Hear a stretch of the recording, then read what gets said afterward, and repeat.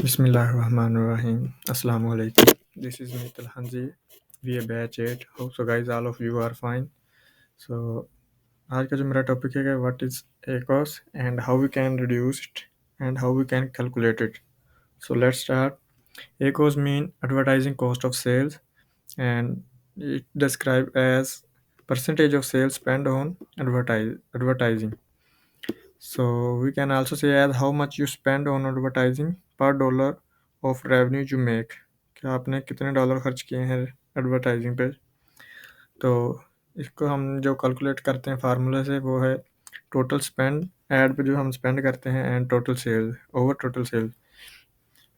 जैसे कि हमने एक प्रोडक्ट पे एडवर्टाइजिंग पे हमने स्पेंड कर दिए हैं $1000 और जो हमने रेवेन्यू जनरेट किया है वो 5000 है। तो इन दिस केस में हम एक और कैसे कैलकुलेट करेंगे 1000 हमने स्पेंड किया है और हमने जनरेट कितना रेवेन्यू किया है 5000।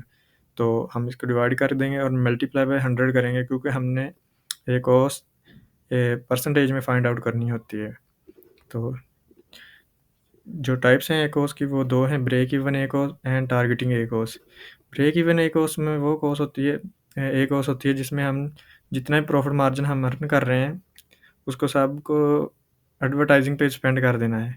इसका मेन मकसद हमारे पास क्या होता है कि इंक्रीज सेल करनी होती है हमने इसमें, हमें इसमें प्रॉफिट वगैरह कुछ भी नहीं आ रहा। फॉर एग्जांपल हमने अगर एक प्रोडक्ट सेल की है तो उसमें हमें $8 हमें प्रॉफिट मार्जिन है हमारा, तो हमने $8 ही इस पर स्पेंड कर देना है कॉस्ट के ऊपर। तो इसका मेन मकसद हमारे पास सिर्फ यही होता है कि हमने सेलिंग इंक्रीज़ करनी है। और सेकंड है टारगेटिंग ACOS। टारगेटिंग ACOS वो होती है जो हमने टारगेट की होती है कि हमें इतने परसेंट टारगेट मतलब ACOS हमारी होनी चाहिए। जैसे कि हम 25 को ही बेस्ट ACOS मानते हैं, तो लेट वी से कि जो हमारे इसमें हम टोटल जो एक अपना प्रॉफिट है ना वो इस पे स्पेंड नहीं करते ACOS पे, इसमें हम डिक्रीज़ करते जाते हैं। जैसे कि क्योंकि बाद में हमारे पास जब प्रोडक्ट रैंक होनी शुरू हो जाती है ना तो फिर हमारे पास टारगेटिंग ACOS अचीव होना स्टार्ट हो जाती है। शुरू में हमारे पास ब्रेक इवन ही ACOS रहती है क्योंकि हम जितना भी प्रॉफिट मार्जिन हासिल करते हैं उसको ACOS पे स्पेंड करना ही होता है क्योंकि हमने मेन मकसद सेल इंक्रीज़ करनी होती है, रिव्यूज़ वगैरह और इस तरह। तो टारगेटिंग ACOS में अगर हमारे पास $8 हमारे पास प्रॉफिट मार्जिन है तो हम क्या करेंगे उसमें से 2 या $3 हम स्पेंड करेंगे एडवर्टाइजिंग पे और $5 सेव कर लेंगे जो हमारा प्रॉफिट मार्जिन होगा। टारगेटिंग ACOS फॉर एग्जांपल हमारे पास ये थी, या $6 हम स्पेंड कर रहे हैं, $2 हम बचा रहे हैं हम उसमें से। तो ACOS को जो हम डिक्रीज कर सकते हैं या जो हमारे टारगेटिंग ACOS है उसको हम कैसे अचीव कर सकते हैं reducing by bid on your keyword. तो इसमें हम क्या कर सकते हैं कि हम रिड्यूस कर सकते हैं बिड्स को जो हमने अपनी एडवर्टाइजिंग कॉस्ट पे लगाई होती है क्योंकि इनिशियली हमें ज़्यादा बिड लगानी पड़ती है, स्पेंड करने पड़ते हैं हमें ज़्यादा डॉलर्स क्योंकि इनिशियली हमने फर्स्ट पेज पे रैंक होना होता है हमारी प्रोडक्ट, क्योंकि इनिशियली हमारे पास कोई रिव्यूज़ वगैरह नहीं होते, कोई कुछ नहीं होता है इस तरह, ना रेटिंग वगैरह होती है।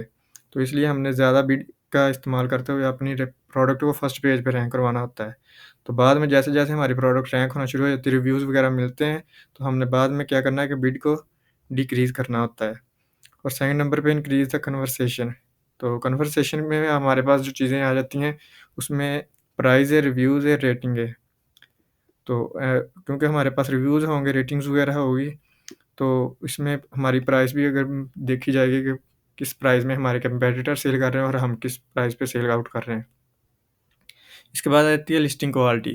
तो लिस्टिंग क्वालिटी सबसे मेन पर्पज़ है क्योंकि जब कोई भी बायर हमारी प्रोडक्ट पे आएगा तो लिस्टिंग पे उसने सबसे पहले हमारी प्रोडक्ट की इमेजेस देखनी है। उसके बाद उसने हमारे टाइटल वगैरह पढ़ना होता है और उसके बाद बुलेट पॉइंट और डिस्क्रिप्शन, क्योंकि कोई भी आ जाएगा बायर तो वो ऐसे नहीं ले जाएगा हमारे पास से वो प्रोडक्ट हमारी बाय कर लेगा। अगर उसने पढ़नी है, इमेजेस वगैरह देखनी है, अगर उसको सब कुछ ही अच्छा लगेगा तो ही, अगर हमारी ये सारी चीज़ें अच्छी होंगी तो वो फिर ही बाय करेगा। बाय करेगा तो हमारे पास वो एक और जो हमारी टारगेटिंग होगी फिर भी वो हम हासिल कर सकेंगे। तो इसको हम जो कैलकुलेट कर सकते हैं वो एक दूसरी ऐप के ज़रिए भी हमारे पास है जिसका फार्मूला हम यूज़ कर सकते हैं। उसका नाम है सेलर का सेलर ऐप। तो इसमें फ्री टूल्स में यहाँ पे आना है और अमेज़न कोस ACOS कैलकुलेटर पे आ जाना है।